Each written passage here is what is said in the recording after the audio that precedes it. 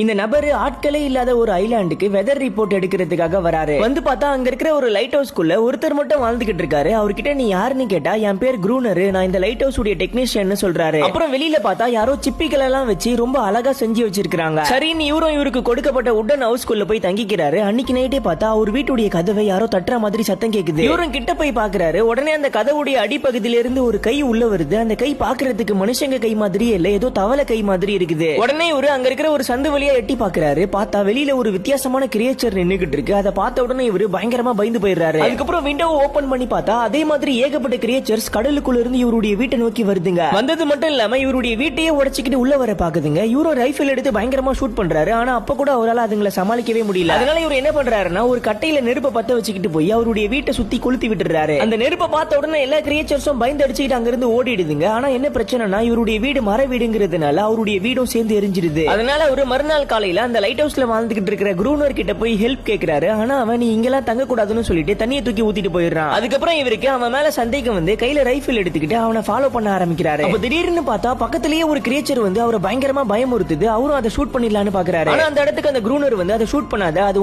ஒன்னும் பண்ணாது, அதை நான் தான் வளர்த்துக்கிட்டு இருக்கேன்னு சொல்றான். அதுக்கப்புறம் அவருக்கும் அந்த லைட் ஹவுஸ்க்குள்ள தங்குறதுக்கு இடம் கொடுத்துறான். உள்ள போய் பார்த்ததுக்கு அப்புறம் தான் தெரியுது அந்த குரூனர் அந்த கிரியேச்சரை ஒரு அடிமை மாதிரி நடத்திக்கிட்டு இருக்கான். அது மட்டும் இல்லாம நைட் ஆனதுக்கு அப்புறம் இந்த கிரியேச்சரை மட்டும் ஒன்னும் பண்ணாம மத்த கிரியேச்சர்கள் எல்லாம் அவன் வேட்டையாடுறான்.